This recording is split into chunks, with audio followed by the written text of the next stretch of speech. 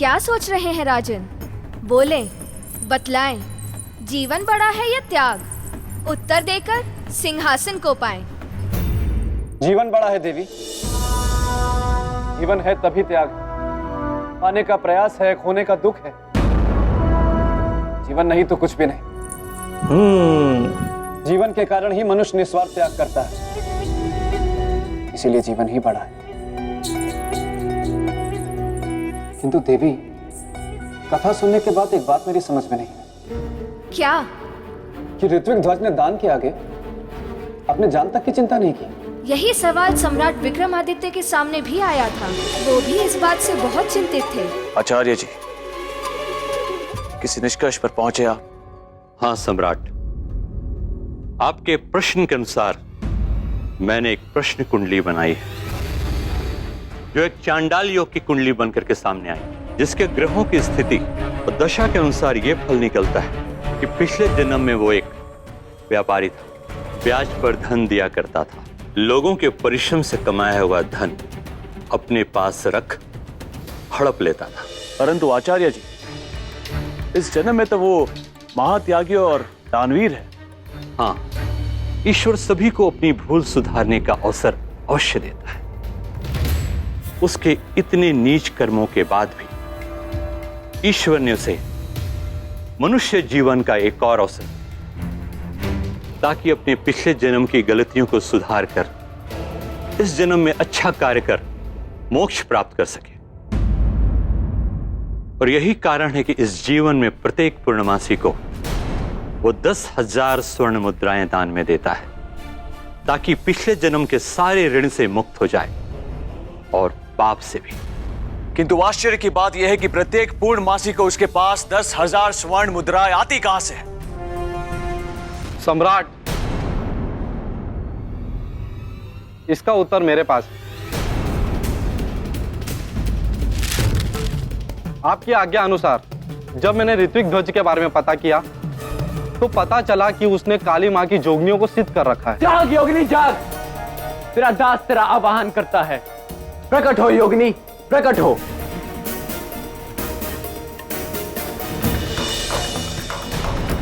और वही जोगनियां उसे भयंकर यातनाओं के बदले प्रत्येक पूर्णिमासी को हजारों स्वर्ण मुद्राएं देती है।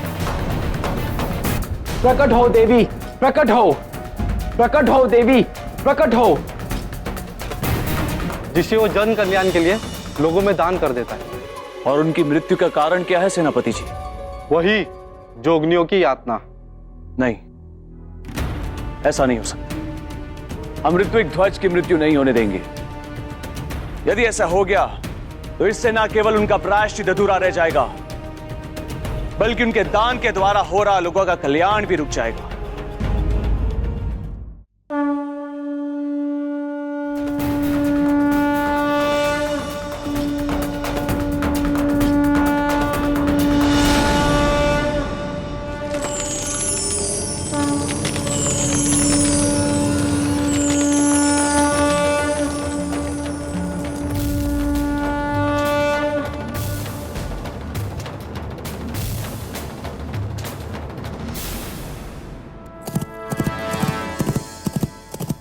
प्रणाम देवी। ऋत्विक ध्वज, हमने तुम्हें मना किया था ना कि धन के लिए मत आना यहाँ। तुम फिर भी आ गए, ये जानते हुए कि तुम्हारा जीवन संकट में पड़ सकता है। मुझे अपने जीवन की चिंता नहीं है देवी, मुझे चिंता है दूसरों के जीवन की, उनकी समस्याओं की। कृपा करके आप मुझे धन दीजिए ताकि मैं उस धन से लोगों का भला कर सकूं। तुम धन प्राप्ति की शर्त जानते हो ऋत्विक ध्वज। क्या हमारे 100 कोड़ों का प्रहार सह भी पाओगे? मैं उसके लिए तैयार हूं देवी।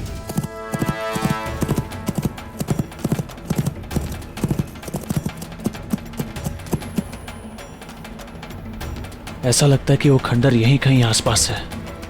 इससे पहले कि ऋत्विक ध्वज को कुछ हो जाए, हमें वहां पहुंचना होगा।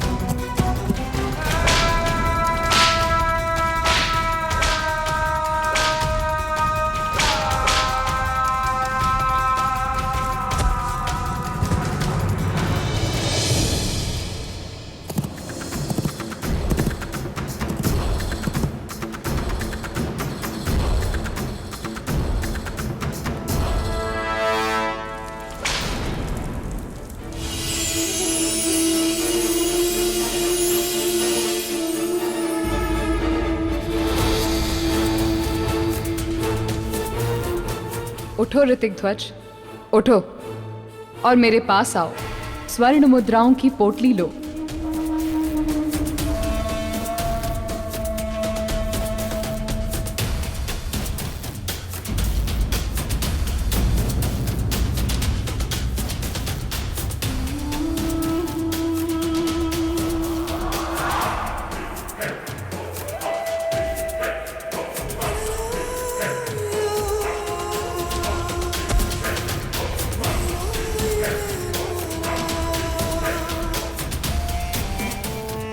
मैं समझ गई, तुम नहीं आ सकते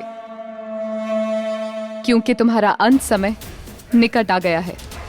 दुख है ऋतिक ध्वज कि इतने कष्ट सहने के बाद भी तुम्हारी मुक्ति इस जन्म में भी अधूरी रह जाएगी। नहीं भावे दीजिए देवी।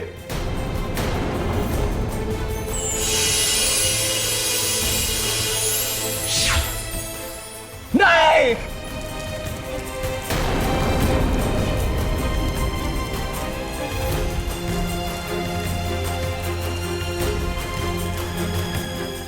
मित्र,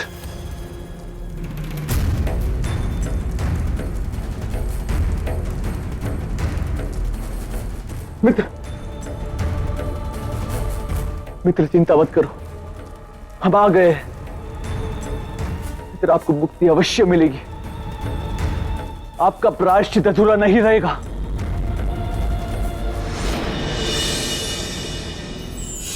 किस सोच में डूबे हैं राजन? सोच रहा हूं कि ऋत्विक ध्वज के दोनों जीवन व्यर्थ चले गए। ना तो उसके पिछले जन्म के पापों का प्रायश्चित हुआ और न इस जन्म में उसे मुक्ति मिली। बहुत दुर्भाग्यशाली रहा ऋत्विक ध्वज। ऐसा मत कहिए राजन। तो और क्या कहूं देवी? ऋतिक ध्वज सौभाग्यशाली व्यक्ति है जिन्हें चक्रवर्ती सम्राट विक्रमादित्य जैसा मित्र मिला। अब उनकी मुक्ति में कोई बाधा सामने नहीं आएगी। सम्राट स्वयं उन्हें स्वर्ण देकर उनका कार्य पूरा कर देंगे। क्षमा करिएगा देवी, लेकिन ऐसा करने से ऋत्विक ध्वज को मुक्ति नहीं मिलेगी। क्यों? क्योंकि मुक्ति का मार्ग त्याग से होकर जाता है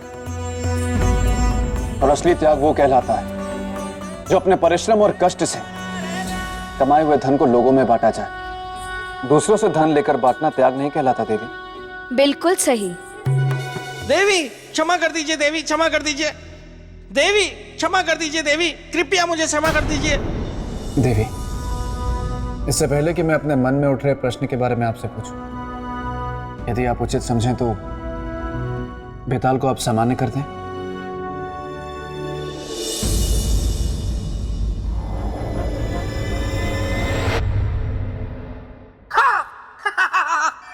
धन्यवाद धन्यवाद देवी, धन्यवाद। राजन, मैं आपसे बहुत प्रसन्न हुआ हूं और मुझे यह विश्वास हो गया कि उज्जैनी की प्रजा बहुत भाग्यवान है कि उन्हें आप जैसा राजा मिला। तो चलिए राजन, चलते हैं। उज्जैनी की प्रजा आपकी प्रतीक्षा में है। चलिए चलिए। देखा राजन, आपके कहने पे हमने इन्हें सामान्य किया, लेकिन देखिए इन्हें, इनके स्वभाव में बिल्कुल भी सुधार नहीं। नहीं देवी, मैं तो बस।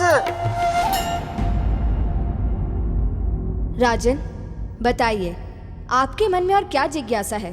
देवी, मेरे मन में जिज्ञासा यह है कि सम्राट विक्रमादित्य स्वयं बहुत बड़े त्यागी थे त्याग की महत्ता को समझते थे तो ऋत्विक ध्वज के संकल्प को पूरा करने के लिए उन्होंने क्या किया? मैं सुनाऊं? देवी, आप इतने समय से राजा भोज को कथा सुना रही हैं, आप थक गई होंगी, थोड़ा विश्राम कर लीजिए। आगे की कथा मैं सुनाता हूँ। अगर मैं कथा सुनाऊंगा इसी बहाने मैं अपने मित्र को याद भी कर लूंगा। ठीक है बेताल, सुनाओ। हाँ तो राजन, हुआ ये कि एक बार मेरे मित्र विक्रमादित्य के भोजन में से एक विशाल कंकड़ निकला। बेताल! क्षमा देवी क्षमा, मैं भावनाओं में बह गया इसलिए ये कह गया। तो राजन, आगे की कथा सुनिए।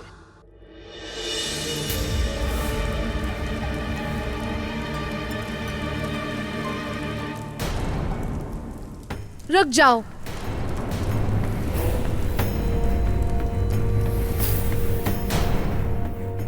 मत जाओ उस अग्निकुंड में। जाना अनिवार्य है देवी। तो लौटना भूल जाना। लौटने के बारे में प्रवेश के बाद सोचेंगे। इतनी प्रिय है मृत्यु? मृत्यु प्रिय नहीं है देवी। मित्र का जीवन प्रिय है और प्रिय है उन्हें दिया हुआ वचन। आपसे एक विनती है देवी, जब तक हम लौट कर ना आए हमारे मित्र के जीवन की रक्षा करना। किंतु एक बात याद रखना राजन, कि आपको कल के सूर्यास्त से पहले वापस आना है, क्योंकि ऋत्विक ध्वज का जीवन कल सूर्यास्त तक ही है। सूर्यदेव तब तक अस्त नहीं होंगे जब तक हम लौट कर नहीं आएंगे। यह हमारा संकल्प है। हमारे लौट कर आने तक ऋत्विक ध्वज को जिंदा रहना ही होगा।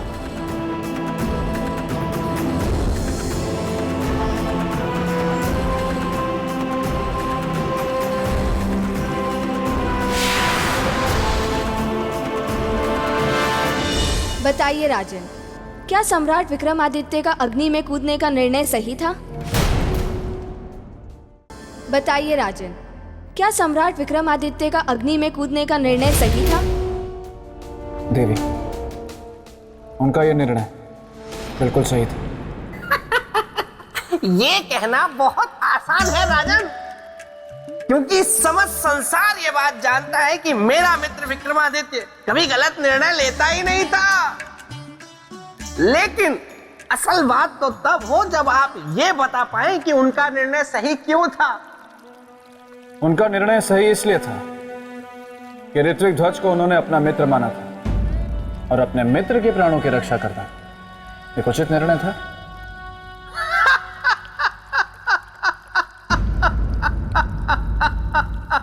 क्या हुआ बेताल? हमने ऐसी कौन सी बात कर दी कि आप हंसने लगे? मैं हंस नहीं रहा हूं राजन, मैं रो रहा हूं।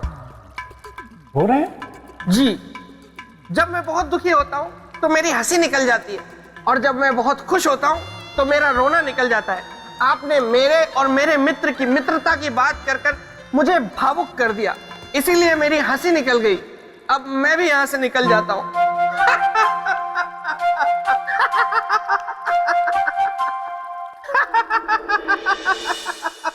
बताइए राजन, क्या सम्राट विक्रमादित्य का अग्नि में कूदने का निर्णय सही था या गलत? बिल्कुल सही था। अपना जीवन संकट में डालकर? हाँ देवी, संकट पर विजय पाने के बाद जो सुख और शांति का एहसास होता है वो किसी यज्ञ में करने वाली आहुति से कम नहीं होता, क्योंकि उन्हें यह ज्ञान था कि वो अग्निकुंड मात्र एक अग्निकुंड नहीं, किसी लोक का प्रवेश द्वार है जहां से उन्हें स्वर्ण पोटली प्राप्त होगी। भला ये कैसे जान गए वो? अग्निकुंड में देवी के प्रकट होने से, क्योंकि जब कोई आता है तो किसी न किसी द्वार से ही आता है।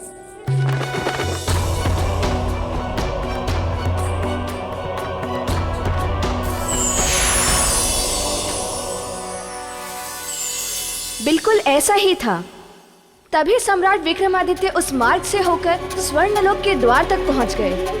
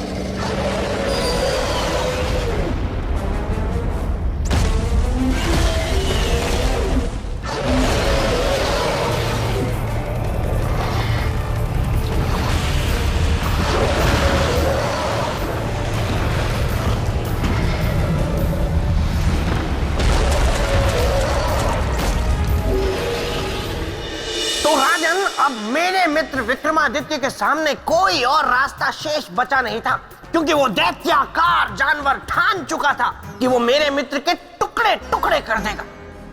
फिर क्या हुआ देवी? राजन, सम्राट विक्रमादित्य को महापराक्रमी ऐसे ही नहीं कहते। उन्होंने भी उस दैत्याकार जानवर का डट के सामना किया।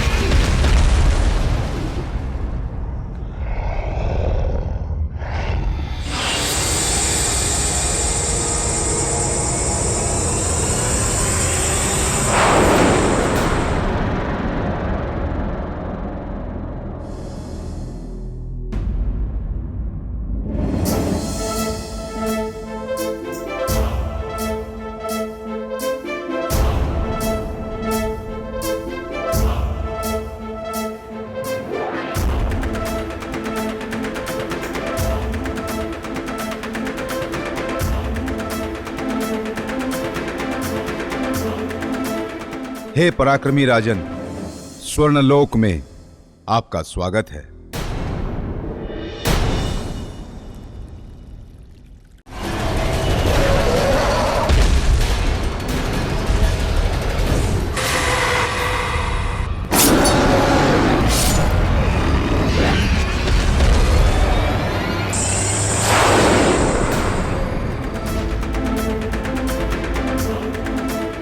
हे पराक्रमी राजन, स्वर्णलोक में आपका स्वागत है। देखा देखा राजन आपने, ना तो मेरे मित्र की कथा इतनी सरल है और ना मेरे मित्र के सिंहासन तक पहुंचने का रास्ता। इसलिए अभी भी समय है, आप वापस लौट जाइए। घोड़ा बुलवा लूं? बेताल, हमने आपको विक्रमादित्य की कथा सुनाने के लिए कहा था, सिंहासन के बारे में अपने विचार व्यक्त करने के लिए नहीं। लेकिन देवी, मैं तो आपका शुभचिंतक हूँ। ये राजा भोज सिंहासन तक कभी नहीं पहुँच पाएंगे और आप लोगों को व्यर्थ में ही इन्हें कहानियां सुनानी पड़ेंगी। इन्हें तो बड़ा मजा आ रहा है कहानियां सुनकर। देखो बेताल, क्षमा क्षमा देवी, क्षमा। गोलू, ये क्या हो गया? लगता है मेरे बेताल को वापस लाने के लिए करना होगा खेचन बुआ की दी हुई शक्ति का इस्तेमाल, तभी वापस आएंगे मेरे बेताल।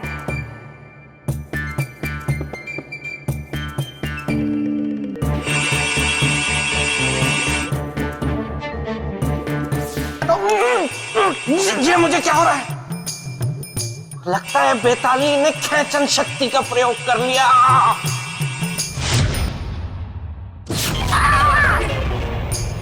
किसने? सौंदर्य लेखा, तुमने मुझे खेचन शक्ति का प्रयोग करके यहाँ क्यों बुलाया? पता है वहाँ पे कितनी आवश्यक चर्चा चल रही थी। अब मेरे बिना क्या चर्चा करेंगे वो दोनों? मैं यहाँ तुम्हारी राह में बिछा के बैठी हूँ फूल, और तुम हो कि वहाँ जाके मुझको गए भूल। रुक जा, मैं तुम्हारा नाम मेरे भाई शक्ति सुरमा को बताऊंगी।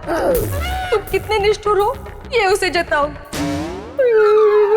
नहीं नहीं नहीं नहीं, उसे मत बुलाना, मैंने उसके बारे में सुना है, वो बहुत भयानक है। गोलू,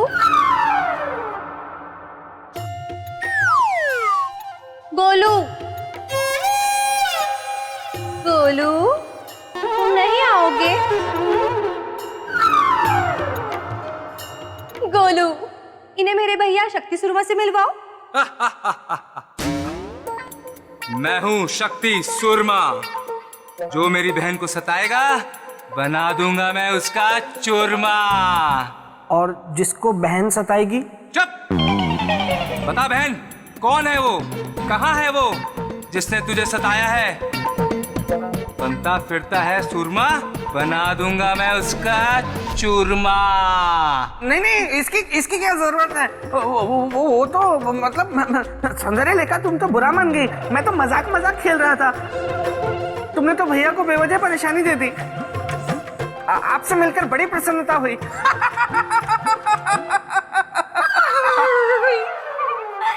है मेरे हृदय के अतिथि, अगर यही है बात तो बताओ मेरे भैया को कब निकाले विवाह की तिथि? चुप! जल्दी बोलो, वरना मैं हूँ शक्ति सुरमा। इस बार तो बना ही दूंगा तुम्हारा चूरमा।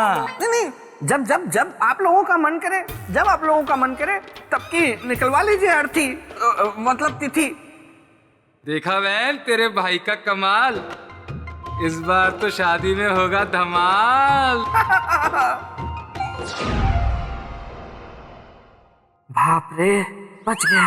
लेकिन मैं यहाँ फंसा हुआ हूँ और वहाँ पता नहीं राजा भोज और पुतली के बीच क्या क्या बातें हो रही होंगी। कुछ युक्ति लगानी पड़ेगी। सौंदर्य लेखा, तुम ना प्रेत भूमि जाकर विवाह की तैयारियां करो। तब तक मैं विवाह कुंडल से मिलकर विवाह की तिथि निकलवाता हूँ। सच्ची? हाँ।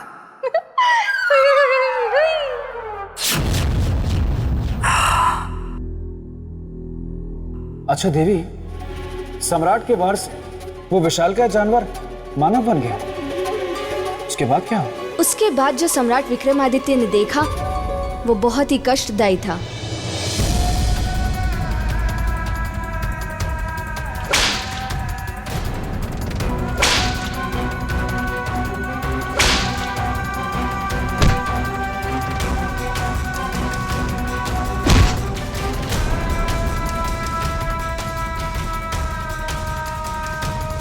ये स्वर्णलोक है?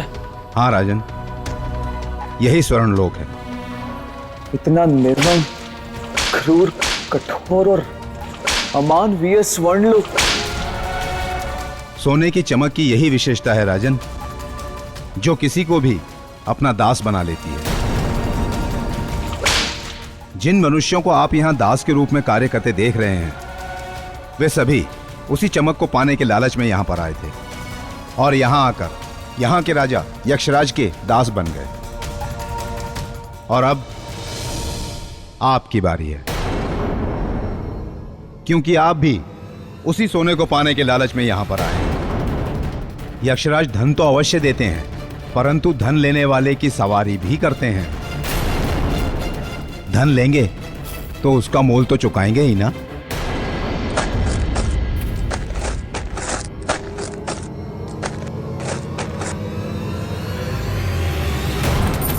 ये क्या कर रहे हैं आप? व्यर्थ का प्रयास मत कीजिए, भाग्य मनाइए कि यक्षराज का सेवक बनने का अवसर प्राप्त हो रहा है। धन पाने की इच्छा है ना आपकी, तो जाना तो पड़ेगा ही। राजन, लोभ चाहे धन का हो अथवा सिंहासन का, होता सदा कष्टकारी है। किंतु संसार की विडंबना देखिए कि ये जानते हुए भी वो लोभ को अपने वश में नहीं करता, भागता है केवल। देवी, यदि धन की इच्छा केवल अपने लिए हो तो वह निश्चित रूप से लोभ कष्टकारी है, किंतु यदि वही इच्छा परोपकार के लिए हो, जनहित के लिए हो, तो वो लोभ नहीं, एक सार्थक उद्देश्य है, धर्म है। और धर्म से कष्ट छटते हैं, कष्ट होते नहीं देवी। परंतु एक बात समझ में नहीं आई देवी। कौन सी बात? यही कि स्वर्णलोक में तो लोभियों को दास बनाने की प्रथा थी, और सम्राट विक्रमादित्य को तो धन का लोभ था नहीं, तो उन्हें क्यों दास बनाया गया देवी? इसलिए कि चक्रवर्ती सम्राट को स्वर्ण पूर्ति तक पहुंचने से पहले ये सिद्ध करना था कि वे यहाँ आए हैं तो अपना सब कुछ त्याग कर काम, क्रोध, मद, मोह, लोभ, सब कुछ। और वो उनकी परीक्षा थी। कैसी परीक्षा देवी? मैं जानना चाहूंगा। राजन, राजन, आपके उज्जैनी में हाहाकार मच गया है। प्रजा में त्राही त्राही मच गई है। घोर संकट आन पड़ा है और तो और शत्रुओं ने आक्रमण कर दिया है। बेताल, ये क्या कह रहे हैं आप? मैं सच कह रहा हूं राजन, ऐसा कुछ नहीं हुआ है। लेकिन ऐसा हो सकता है क्योंकि जिस राज्य का राजा अपना अधिकतम समय एक सिंहासन के लोभ में किससे कहानियां सुनने में व्यतीत करेगा, तो फिर उसके राज्य में यही सब होगा। बेताल, मैं चुप हूं। पूछे राजन, क्या प्रश्न था आपका? देवी, मेरा आपसे प्रश्न ये था कि जैसे कि आपने मुझे बताया कि सम्राट विक्रमादित्य अपना सब कुछ त्याग कर, काम, क्रोध, मद, मोह, लोभ, सब कुछ त्याग कर स्वर्णलोक में गए, और ये उनकी परीक्षा थी। देवी, मैं उस परीक्षा के बारे में जानना चाहता हूँ। अवश्य राजन। सम्राट विक्रमादित्य को यक्षराज के सामने ले जाया गया।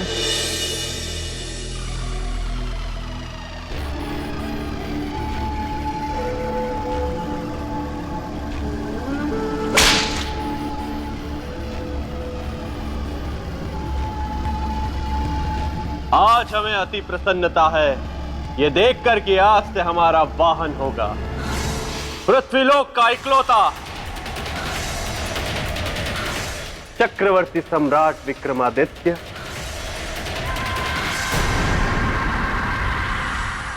राजन, बदले में तुम्हें अथाह धन मिलेगा, उतना जितना कि तुमने सोचा भी नहीं होगा। चलो आओ, सवारी प्रारंभ करो।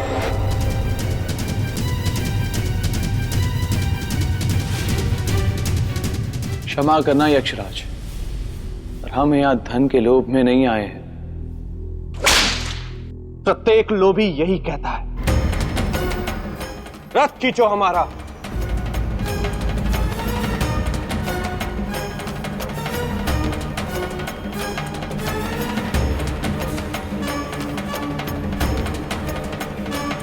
खींचो सम्राट, रथ खींचो, हमें सवारी कराओ।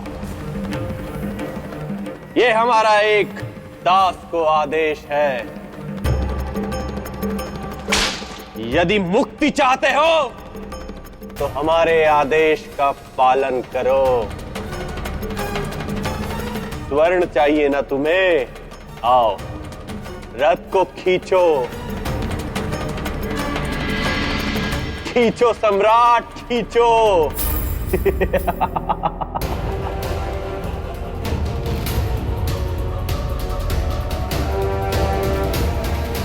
हम है ना, हम लाएंगे स्वर्ण पोटली आपके लिए।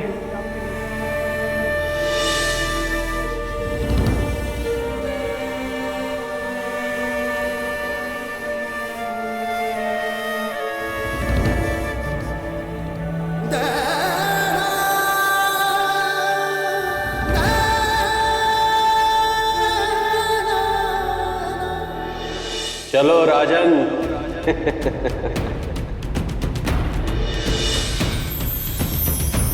बहुत धन मिलेगा सम्राट।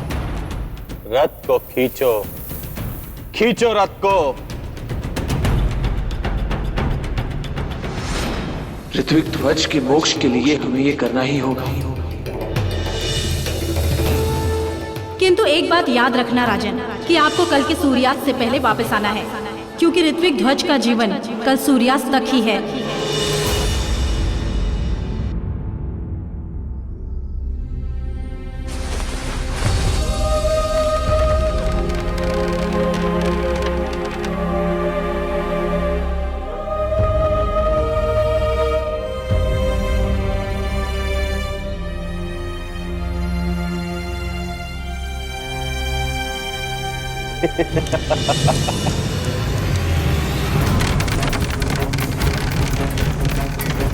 आग! आग! ये आग की लपटें कहां से आई? कोई रक्षा कीजिए हमारी। सम्राट, मेरी रक्षा करो। अरे कोई बचाइए हमें। रक्षा कीजिए सम्राट हमारी।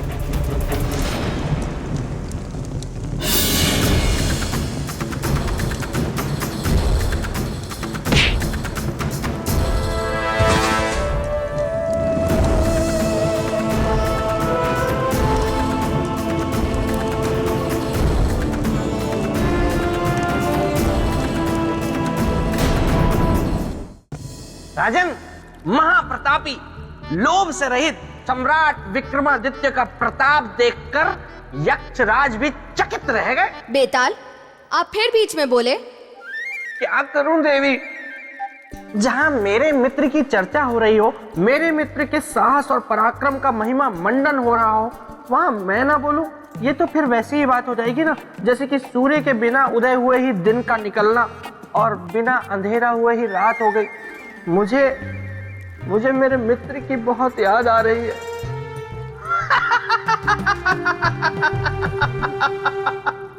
नहीं राजन, इसकी कोई आवश्यकता नहीं, क्योंकि बेताल से बड़ा नाटकीय कोई है ही नहीं।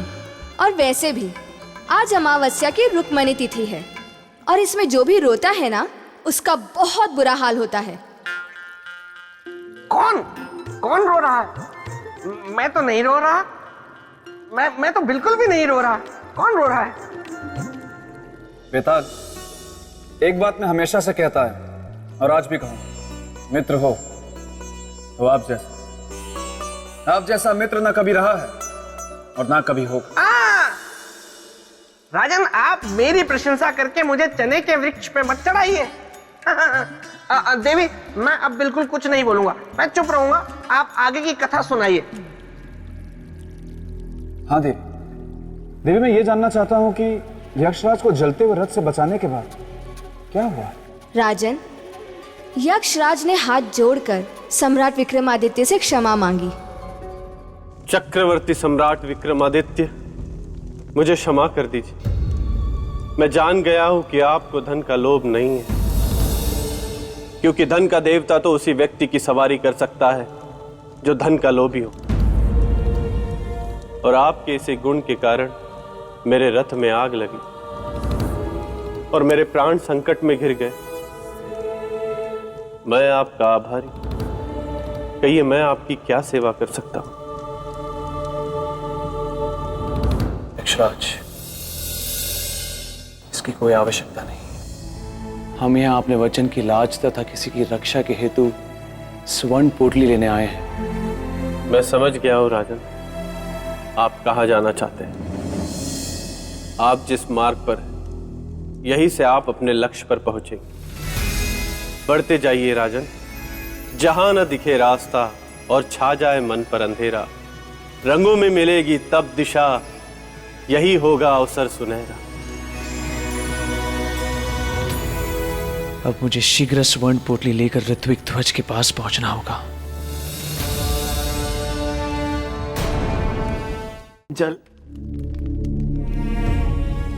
जल दे दो।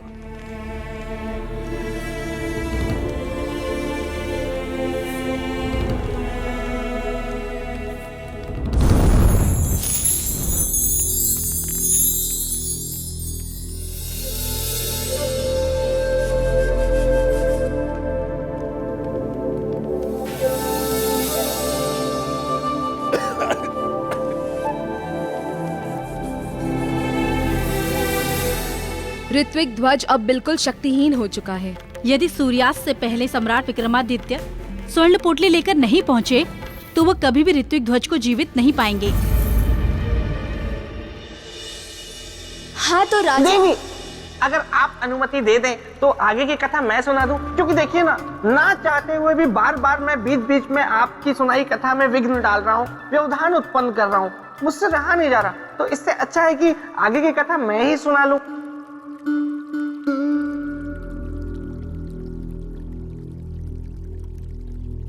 हाँ तो राजन, हुआ यूं कि एक बार मेरे मित्र विक्रमादित्य गुरुकुल पढ़ने गए, तो वहां पे उन्होंने एक बिल्ली को देखा, फिर बिल्ली ने उनको देखा। बेताल, क्षमा देवी क्षमा, मैं भावनाओं में बह गया, इसीलिए ये कह गया। अब नहीं। हाँ तो राजन, स्वर्ण लोक से मेरे मित्र विक्रमादित्य निकले अपने लक्ष्य को पाने के लिए।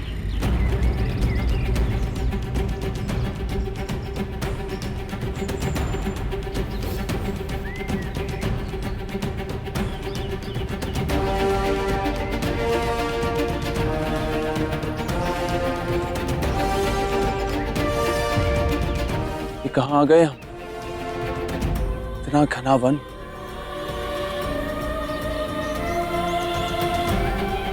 हमें स्वर्ण पोटली यही प्राप्त होगी? कैसे सुलझाए इस गुत्थी को?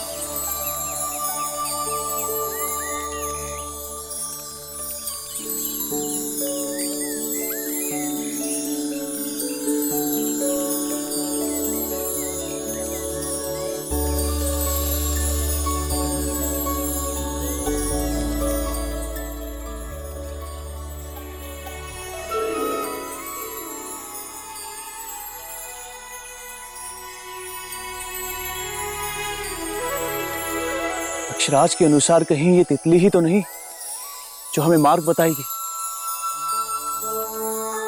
जब ना दिखे रास्ता और छा जाए मन पर अंधेरा, रंगों से मिलेगी तब दिशा, अवसर होगा वही सुने।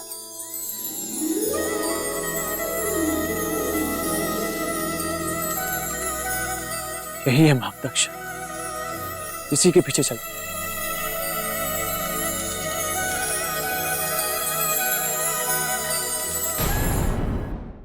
अक्षराज के अनुसार कहीं ये तितली ही तो नहीं जो हमें मार्ग बताएगी? जब ना दिखे रास्ता और छा जाए मन पर अंधेरा, रंगों से मिलेगी तब दिशा, अवसर होगा वही सुनहरा।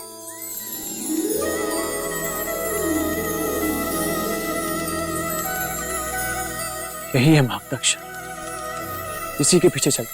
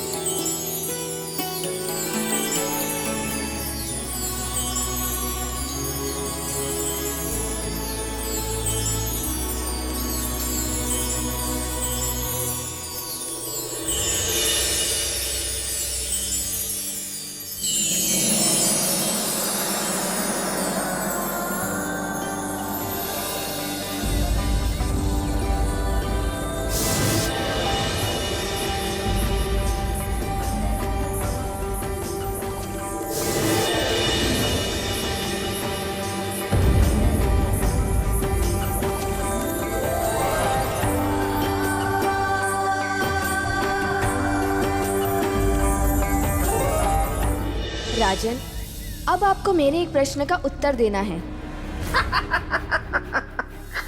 कठिन है, आपका प्रश्न बहुत कठिन है जो आने वाला है। मुझे पता है ना देवी, आपके प्रश्न का उत्तर राजा भोज दे ही नहीं सकते, इसलिए मत पूछिए। पूछिए देवी।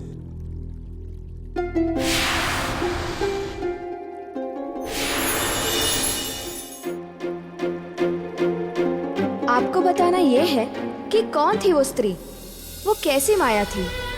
देवी, ये उनके काम वासना की परीक्षा थी और इतिहास गवाह है देवी कि अपने लक्ष्य तक पहुंचने के लिए सबसे बड़ा बाधा काम होता है। और देवी, काम से पराजित तो देवता तक हुए। मनुष्य किसी भी बाधा को जीत सकता है, लेकिन काम से जीतना उसके लिए मुश्किल ही नहीं। असंभव भी है। अच्छा, कह तो दिया आपने बड़ी सरलता से असंभव, लेकिन असंभव कैसे है ये भी तो बताइए। और मुझे पता है कि अब ये असंभव कैसे है, इस प्रश्न का उत्तर आप नहीं दे पाएंगे। क्यों? काम वासना को जीतना असंभव क्यों है? उसे जीतना असंभव इसलिए क्योंकि मनुष्य का मूल काम होता है। सम्राट विक्रमादित्य ने लोक की परीक्षा तो पार कर ली, किंतु अभी काम की परीक्षा पार करना बाकी था। बिल्कुल सही। जिस काम वासना से बड़े बड़े देवता और ऋषि मुनि नहीं जीत पाए, क्या सम्राट विक्रमादित्य उसे जीत पाएंगे? या फिर वो उस सुंदर स्त्री के रूप जाल में फंसकर अपने उद्देश्य से भटक जाएंगे? अब क्या करेंगे चक्रवर्ती सम्राट विक्रमादित्य? बोलिए राजन। कि जो काम भावना मनुष्य के चरित्र, व्यक्तित्व, अस्तित्व और बुद्धि को निगल जाता है, क्या सम्राट विक्रमादित्य उसे जीत पाएंगे? देवी, यदि मन पर नियंत्रण हो तो काम की परीक्षा को पार करना संभव नहीं है। यदि सम्राट विक्रमादित्य ने अपने मन पर नियंत्रण पा लिया तो वो सुंदरी के जाल में नहीं फंसेंगे। ठीक है, तो आगे की घटना मैं आपको बताती हूँ।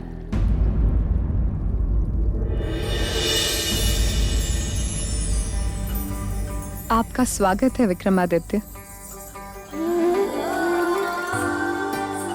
प्रणाम देवी। आप हमें जानती हैं? कौन है आप?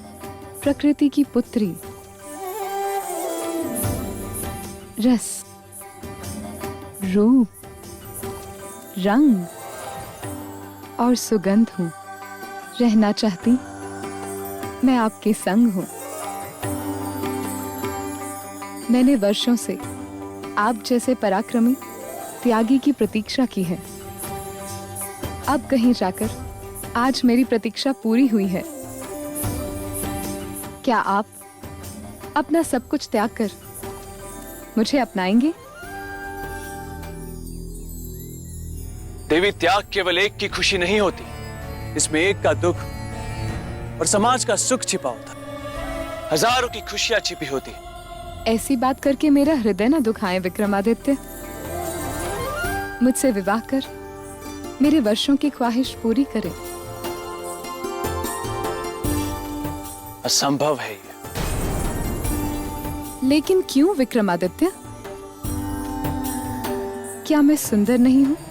अवश्य आप सुंदर हैं। तो मुझ में क्या कमी है? कमी वो देखते हैं जिनसे जिनका स्वार्थ जुड़ा होता है देवी। और हमारा स्वार्थ आपसे नहीं, हमारे उद्देश्य से जुड़ा है, जिसे पूरा करने हम यहां आए हैं। मैं आपका उद्देश्य जानती हूं। आप यहाँ स्वर्ण पोटली के लिए आए हैं।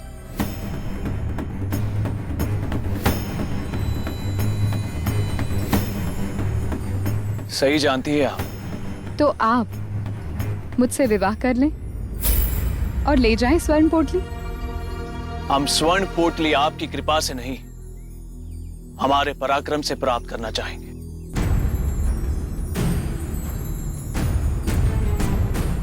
आज्ञा दीजिए।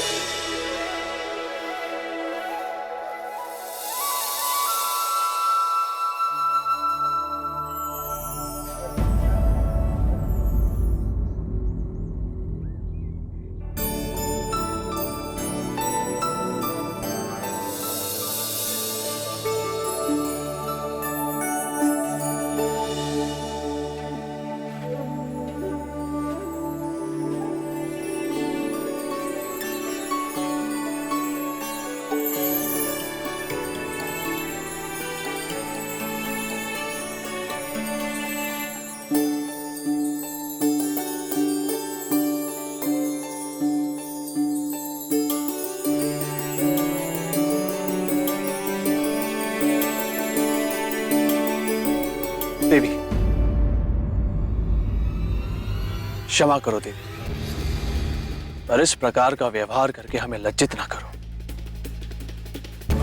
सम्राट, मैं आपको लज्जित नहीं कर रही, मैं तो आपसे विनती कर रही हूँ।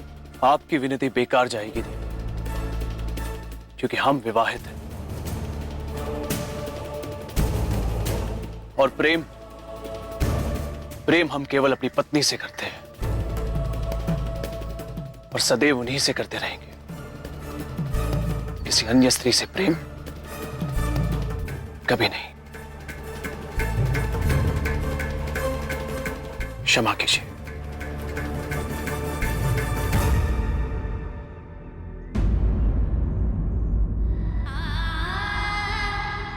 कोई होगा ऐसा शीलवान, चरित्रवान, जो अति से भी अति सुंदर स्त्री के प्रेम निवेदन को ठोकर मार दे।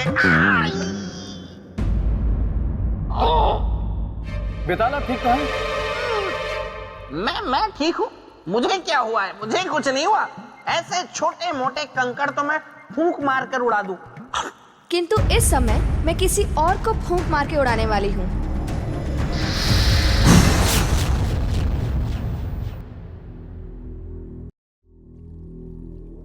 तो राजन, सम्राट विक्रमादित्य ये कहकर वहां से चल दिए कि वे सिर्फ अपनी पत्नी से प्रेम करते हैं, लेकिन इसके आगे जो हुआ वो बहुत ही चौंका देने वाला था।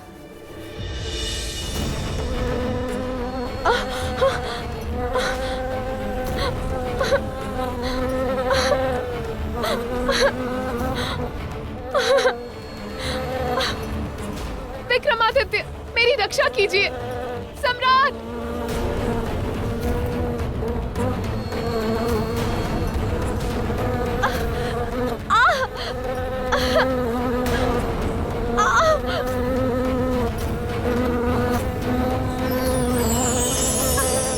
विक्रमादित्य, विक्रमादित्य,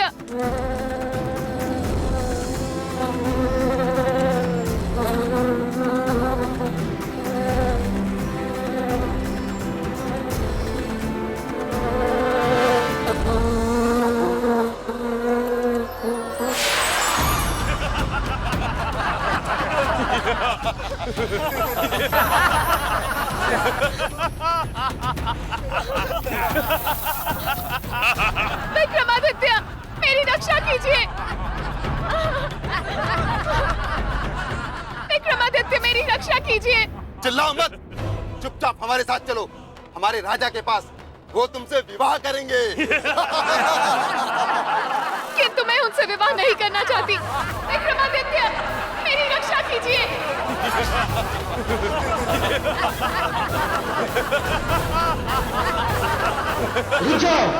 रुको,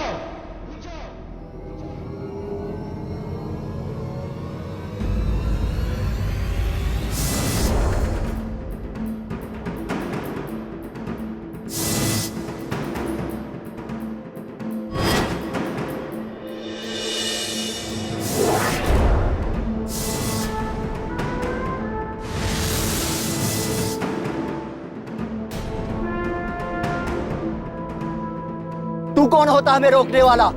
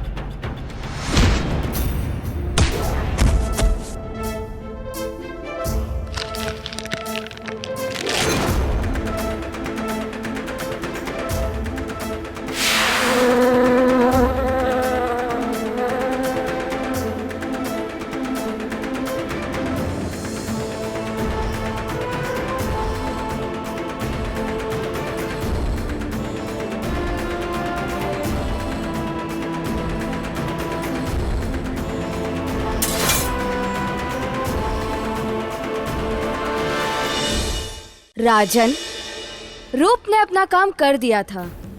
सम्राट विक्रमादित्य उसके रूप पर मोहित हो चुके थे। नहीं देवी, ऐसे त्यागी पुरुष के बारे में ऐसा मत कहिए। क्यों? इसके अलावा और क्या कारण हो सकता है? इसके अतिरिक्त कारण है धर्म। धर्म? हाँ, धर्म। सम्राट विक्रमादित्य ने उस युवती की रक्षा करके अपने धर्म का पालन किया, और स्त्री रक्षा के धर्म का पालन वही कर सकता है जिसकी अपनी इंद्रियों पर बस हो। देवी, स्त्री रक्षा साधारण मनुष्य के बस की बात नहीं। सही कहा राजा भोज, मेरा मित्र था ही धर्म का रक्षक।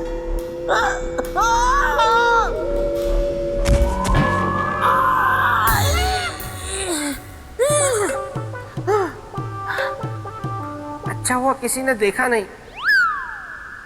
वैसे कमाल है, आज अब तक वो नहीं आई।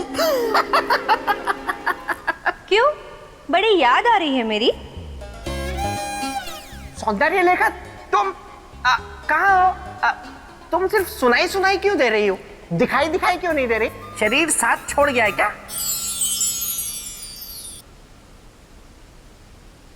कहाँ ये?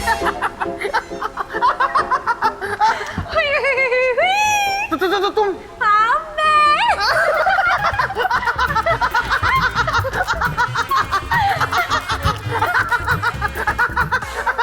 बस बस बस बस, अब और नहीं हंसा जा रहा।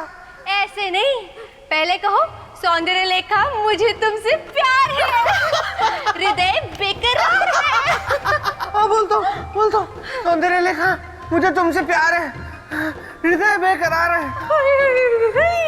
अच्छा सुनो, क्या तुमने विवाह कुंडल को बुलाया? अपने विवाह का मुहूर्त निकाला? कौन सा विवाह? कैसा विवाह? किसका विवाह? देखो सौंदर्य लेखा, मैं हूँ बेताल, गले नहीं देता किसी की दाल।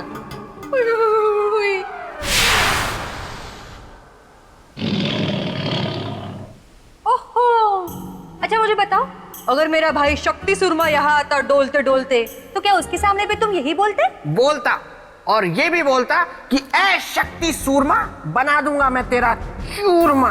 वो होंगे और जो तेरी कद काठी से डर जाते होंगे, लेकिन मैं वो नहीं हूं।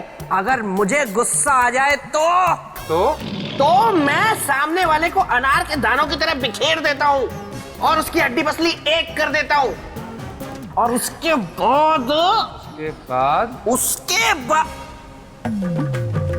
सौंदर्य लेखा, तुम्हारी आवाज थोड़ी भारी नहीं हो गई?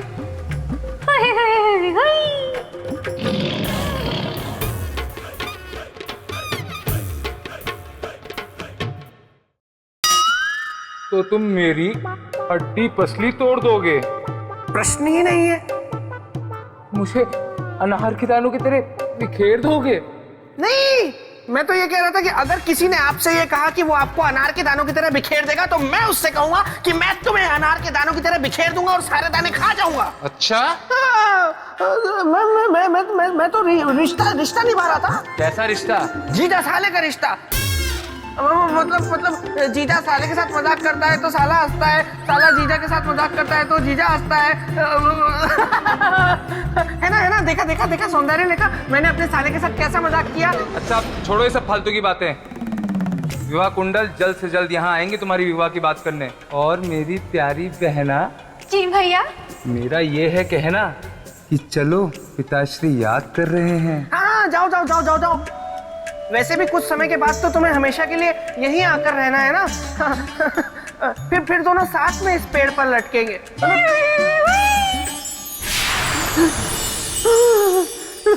बच गया। राजन, एक महान योद्धा की तरह, एक महान राजा की तरह, एक महान पुरुष की तरह अपना बल, सामर्थ्य और पौरुष का परिचय सम्राट विक्रमादित्य ने दे दिया। किंतु तब तक और समय घट गया और अब तक सम्राट विक्रमादित्य उस स्वर्ण पोटली तक नहीं पहुंच पाए थे। सम्राट विक्रमादित्य, मैं आपकी आभारी हूं। आपने अपने प्राणों को संकट में डालकर मेरी रक्षा की है। कहिए, मैं आपके लिए क्या कर सकती हूँ? देवी, केवल हमें इतना बता दे कि स्वर्ण पोटली हमें कहां मिलेगी। स्वर्ण पोटली को प्राप्त करके कल सुबह हमारा पृथ्वीलोक पहुंचना आवश्यक है। समय सीमा के भीतर? ऐसा क्यों? वो इसलिए देवी, क्योंकि महान त्यागी ऋत्विक ध्वज के प्राण संकट में है। यदि ऐसी बात है तो मैं आपको स्वर्ण पोटली का पता अवश्य बताऊंगी, क्योंकि साथ में सावधान भी करना चाहूंगी सम्राट विक्रमादित्य।